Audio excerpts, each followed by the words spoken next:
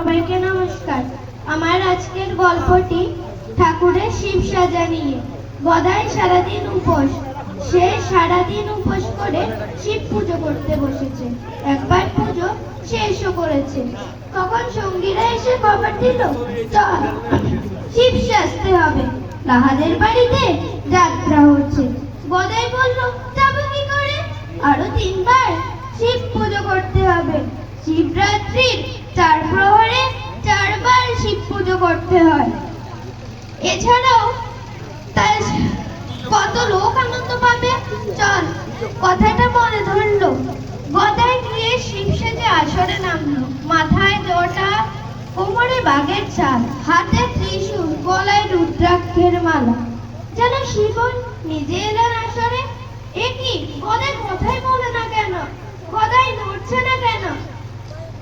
শিবের চিন্তা করতে করতে গদাই বেহুশ হয়ে গেছে।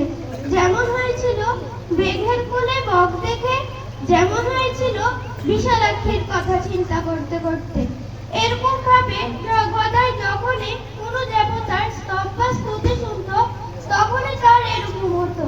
তিনি বলতেন যে যখনই কোনো দেবতার স্তব বা স্তুতি শুনে এরকম হতো, তখনই সে সেই দেবতাকে দেখতে পেত।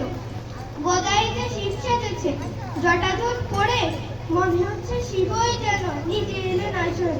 ও কি হলো, কয় না কথা, নড়ছে না কো আর শিবের ধ্যানে। আর কি হলো শিবের ধ্যানে, হুঁশ নাই কোথায়। সবাইকে নমস্কার, ঠাকুরকে প্রণাম।